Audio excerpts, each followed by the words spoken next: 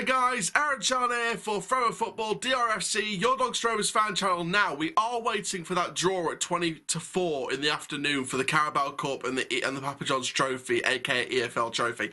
But I want to chip in with a couple of stories for a daily reports now that's just come in the last few minutes. We are going to talk about Richie Wellens' statements on Tommy Rowe coming back yesterday and being announced yesterday. We're going to speak about that and why his return was not a financial solution, a situation.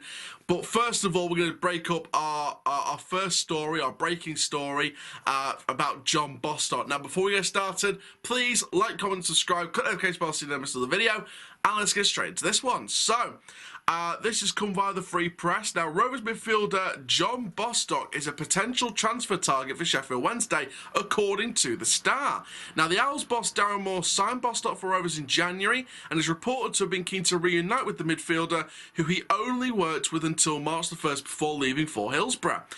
Now, Rovers are understood to be open to the idea of allowing the midfielder to leave, with boss Richie Wellens looking to put his own stamp on the team. Wednesday, however, remain under a transfer embargo, which they hope to exit soon.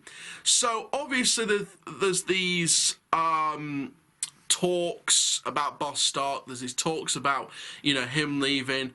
So I mean, I don't know what to think about this one. I really don't, because it's obviously we don't want to believe it until it's official. We don't want to believe it until he's officially left the club. So I'm not going to believe it in any way, shape or form that the Star's telling the truth.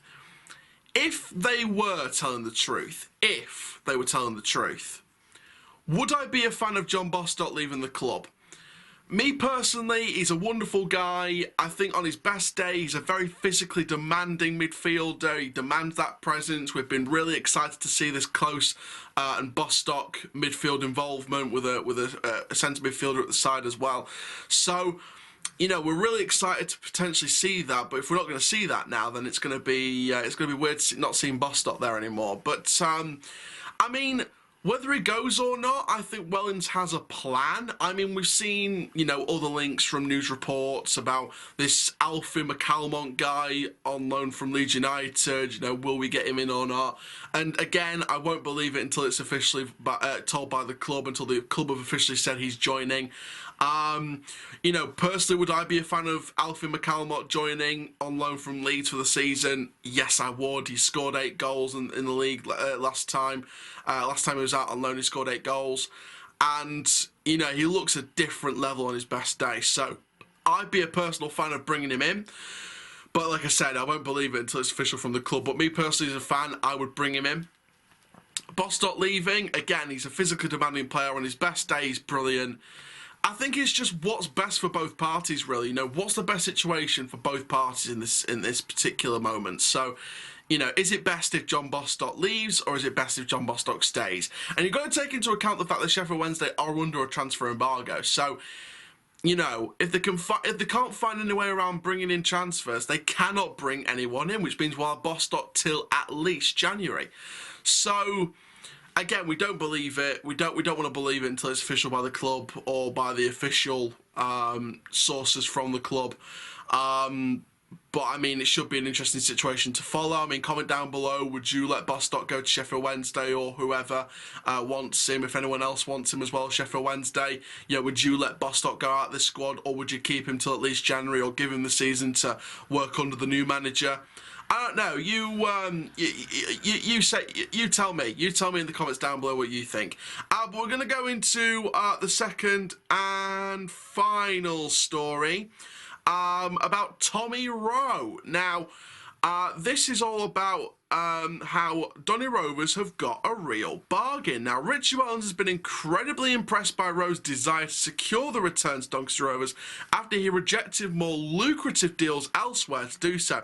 This article, by the way, highlights how good of a club we're run and how ambitious we are. Fans that come out on social media and say we're not ambitious and we don't have ambitious owners, This is another thing to read that might make you think twice.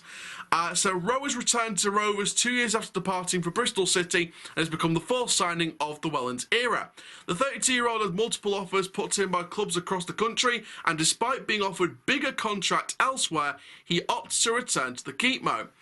So Wellens told the Free Press, "We've been nervous about getting this done because he's the type of player that if someone came in easily for him with an offer that would have blown us out the water.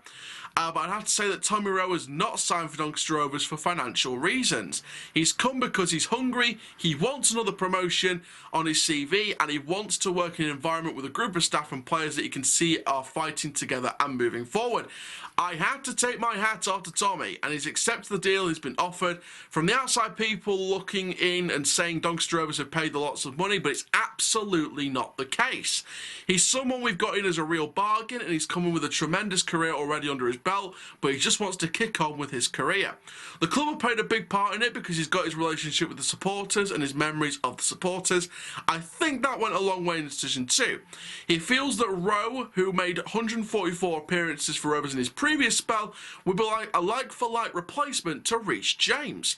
During his time at Ashton Gate, he largely operated as a left-back, and that will be his main position at Rovers, despite operating as a midfielder during his last stint.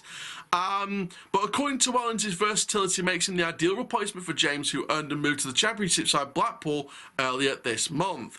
He said he can play a number of positions, but if you do play him at left back, he's still got threat going forward. I think he's got goals in his locker from there, and sometimes I do like my fullbacks to go and play in centre midfield or play high and wide. The fact he can play left wing and he can play centre midfield gives us so much flexibility when we've got the ball, and we're not rigid in our play. He's played so long now at left back or left wing back, he's got into a rhythm and a routine. If we pick up an injury, I might need to put Cameron John at left back or Brandon Horton and put Tommy in midfield. Again, it gives us so many options. We're getting two players in one. So that, my friends, is what Tommy Rowe's, what the opinion of Tommy Rowe is via the manager. Like I said, versatility, experience, perfect for this team. Brilliantly perfect for this squad. And it's going to be interesting, isn't it? It's going to be really interesting. Obviously, when he said, I might have to put Cameron John at left back, you're going to immediately think that fans are going to go, oh no. But if we look through this, if we play a back three, John will be left centre back. If we play a back four, he will be centre back or left back. And Rowe will be in the midfield if Horton's at left back in a back four or back three. So I feel like in terms of Cameron John, Wellens can get the best out of him. I've got a feeling that he can get the best out of him and get him firing. Obviously, Cameron John, you know this guy. You know, he's a lovely guy. He's a fan of the videos on this channel. So massive shout out to Cameron John for loving this channel.